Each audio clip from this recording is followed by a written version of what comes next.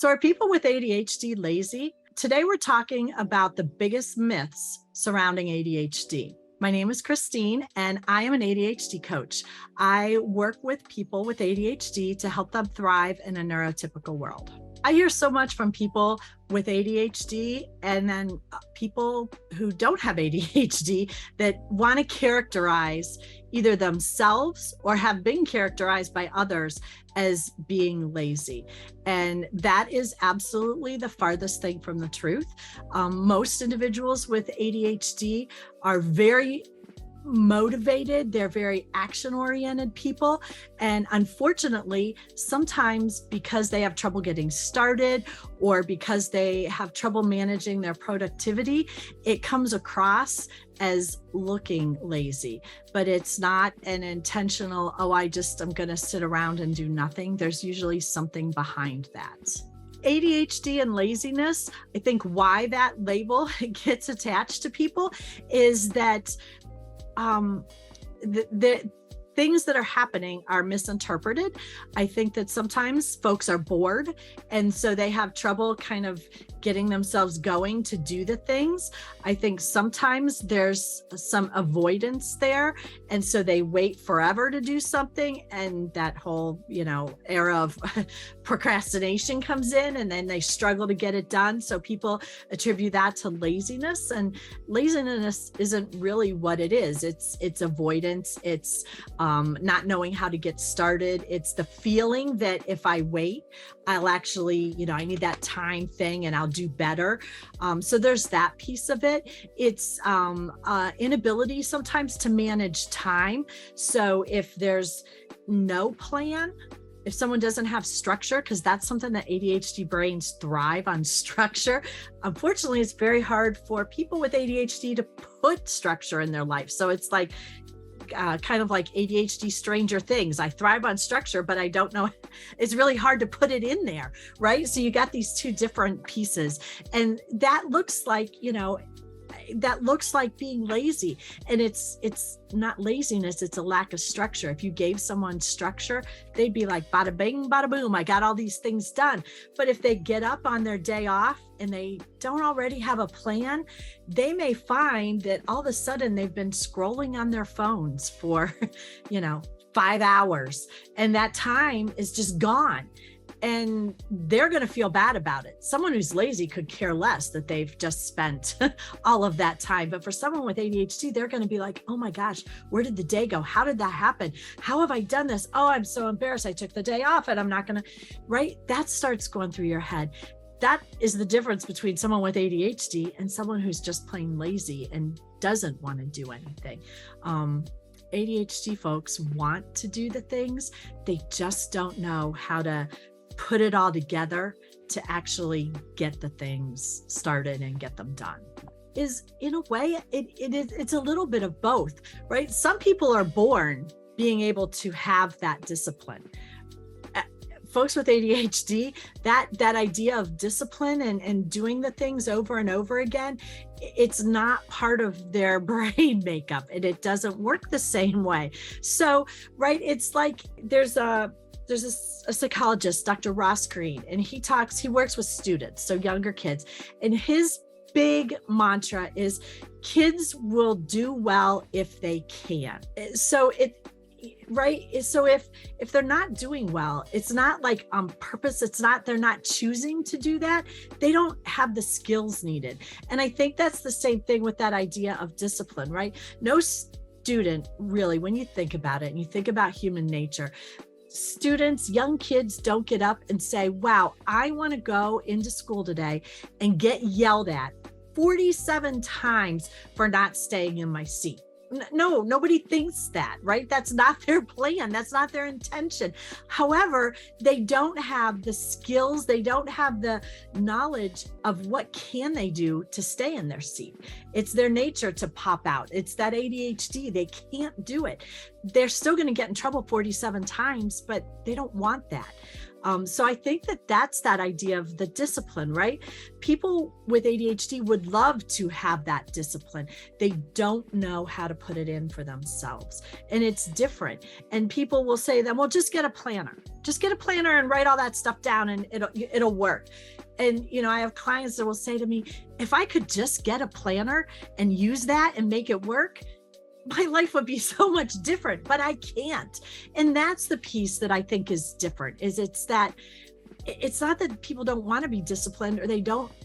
I think it's more that they don't know how, and they don't know how because that's what's going on in their brain. There's a chemical change. There's the talking, the dopamine, you can go into all the science behind it, but what it looks like is people aren't disciplined. They don't know how to keep doing those things.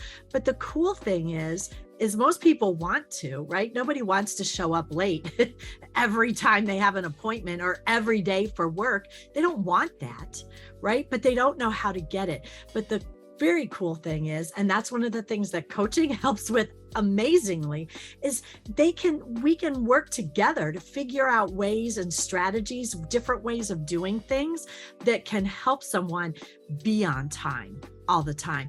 And then that discipline is like, oh, I can do this. I know what to do now, so I can do it. Versus if I knew how to do that, don't you think I would do it? I don't want to get fired from another job. I don't want to be in a behavioral plan at my work. That feels like elementary school and high school was for me. If I could do those things, I would. So it's helping people find those things that they need to do differently. Sometimes it's there all along. They'll be like, oh, that was so easy. Why didn't I think of that? Right? Sometimes it's because they're trying so hard to do the right thing and to make this work. They just don't have the right tool set to do that. I think that's that key to being disciplined, is having the right tool set. If a plumber shows up to work with a tool belt full of construction tools, he's not going to be able to do his job very well. It doesn't matter how disciplined he is in his learning what a plumber does. He's not going to be able to do it. He doesn't have his plumber tools. So an ADHDer, I guess if you want to call it that, someone with ADHD, they need their own individual ADHD tool belt to put on that gives them those strategies that allows them to be disciplined. I hear from a lot of people that ADHD, it's trendy right now. Everybody wants to say, oh, I have ADHD. I have ADHD. They want to kind of jump on the bandwagon. People think that. I totally disagree. If you look at the statistics behind ADHD, it's about anywhere between 5 and 9% of people in the United States have ADHD. That's people who have it. Fewer people are diagnosed with ADHD than actually have ADHD. So I think that that's why this seems trendy right now. One, we had the pandemic and lots of people with ADHD sat around, time to learn about themselves, time to learn what that means, and got on social media to say, hey, this is me. This is who I am. I have this diagnosis. I'm tired of being embarrassed by it. I'm going to put this out there that this is what it is. So that educational component is huge right now. I keep finding more and more people because I think the stigma is getting less, the understanding of what it truly is. It's not just little boys who can't behave and can't manage themselves and can't sit still. It's not just that. It's so much more than that. It's a richer diagnosis than that. So I think people are gaining that understanding. And what you see is, more people talking about it, but not because it's trendy, more people are talking about it because more people understand what it really is. And it's actually a great opportunity, I think, to educate people, to help people understand what life is really like.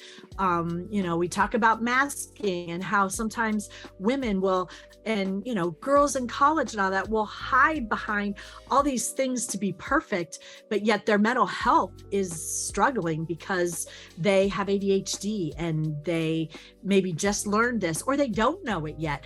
But through some of the social media, they can start recognizing, oh, that's an ADHD thing. Oh, that's ADHD.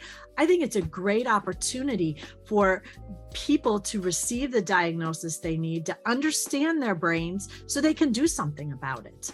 And I don't know how that could be a bad thing. It's not a fad. It's not going to go away. It's going to continue to build that.